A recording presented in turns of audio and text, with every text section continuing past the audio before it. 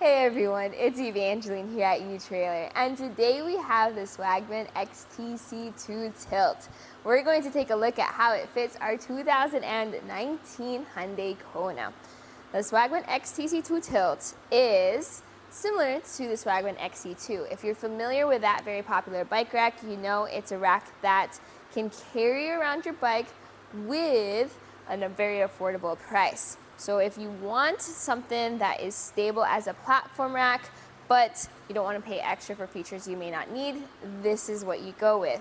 This is an upgrade though to the XC2 because it has the tilting feature as well as straps to secure your bike's wheels. When we are focusing on the Kona though, there are some features where it interacts and actually works out pretty well. The first one is that tilt away feature. To tilt it away, you have a pin and a clip. So we're going to remove this clip so that we can remove the pin and then get out of the way so that you can tilt the bike rack down. Now usually this tilt isn't that impressive, but because it's on the Kona where the hatch door is pretty small, you have plenty of clearance between the door, our pedals, and our handlebars. We can now get into the hatch, grab whatever we need. If we wanted to change out our shoes, we can do so as well without having to take the bike off. Now to bring it back up, lift up on the rack. It does not snap into place like some other premium bike racks. You do have to reach down there, put the pin and the clip back in, make sure this rack is lined up so it fits through the hole, and that's when you can secure it. So you can see here how it does take a little bit more time, not as effortless as something like the Rocky Mounts monorail. So how is our bike mounted to this rack? Well, like I mentioned, it's an upgrade to the XC2 because we now have straps, creating 3 touch points. 1 and 2 are going to be our wheels. They have wheel hoops that move back and forth for different bike sizes. And then you have the hook.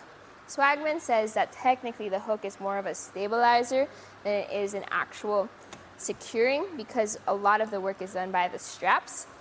And with that in mind though, if you do have a nice finish on your bike or a carbon fiber frame bike, I would not use this style of a rack because that's extra touch points on that finish. So when you want to take the bike off though, we're going to start over at the wheel straps. You get the strap, you pull on it so it goes out of the tab, and then I like to flip it over to the side so it's out of the way of the spokes. Get the strap and then put it over to the side. Now we're going to go over to that frame mount.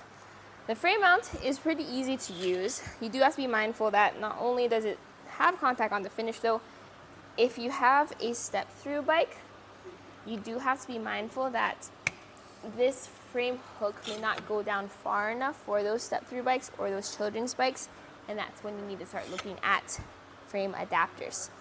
So you have 2 options here. You can either grab your bike and pivot it around the mast, or you can completely take the hooks off and then it's a straight shot up, or you can go even to the next step, which is to pull the pin out and then push the mast down. That way you don't have to lift as high. This does have a 35-pound per bike weight capacity though, so you're not lifting extra heavy electric bikes anyways. But that's a nice little trick to keep in mind. Now let's take a look at those hoops. Notice how thin they are? Well, the maximum tire width capacity is going to be up to 2.5 inches. If you do want to carry around the bikes with wider tires though, you can get the upgrade for fat bikes where you replace these with wider hoops. Another thing about those hoops is that they can pivot or slide back and forth. So if you do have, let's say, a bike with an extra long wheelbase of up to 52 inches, you can move those hoops to work for them. We're going to put these back in. Notice how they ratchet down. They do not lock though, so that is something to remember. If you did want to secure your bike, you are going to have to purchase upgrades for that in order to secure both the bike rack and your bikes. Lots of people use cable locks. That works well too. This is going to be a very compact rack. meaning it doesn't take up much space behind your vehicle. So let's take some measurements to see exactly how much space. I like to measure from the bumper to the end of the rack. This is at 22 inches. So if you need to park into a small garage or you have a really small parking spot, fortunately your Kona is already a very compact vehicle, so this compact bike rack helps out with that.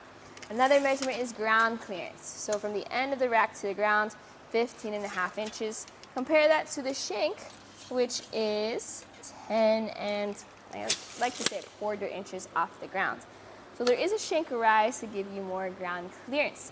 But even with that shank rise, you still have ground clearance for the inclines like driveways or hills, but also it's not too high up where you have to lift your bikes up a lot to get onto the rack. It's nice and easy to use. It's very simple. If you wanted to make this even more compact, you can fold the arms up. That's how people store it inside their garage or in their shed or even in closets because it doesn't take up that much space. So if you liked the Swagman XC2, but you wanted a little bit more features to it, like the ability to tilt away, that's when you start looking at this rack. But if you are looking for a premium style bike rack, I would recommend something like the Ceres Super Clamp EX instead, which has a higher weight capacity. It does have a similar price point and it also tilts away. But this is going to be an affordable entry-level way to have a stable rack for your bikes. This was a look at the Swagman XTC2 TILT bike rack, and you saw it on the 2019 Hyundai Kona. Here on our test course, we'll start by going through the slalom. This is going to show us the side-to-side action. This simulates turning corners or evasively maneuvering. Once we get to the full speed bumps, we'll see the up and down action. This will be just like driving in and out of a parking lot, parking garage, or driveway.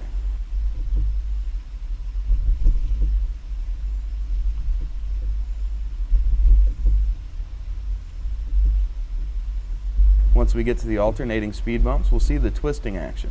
This will simulate hitting a curb or pothole or driving over uneven pavement.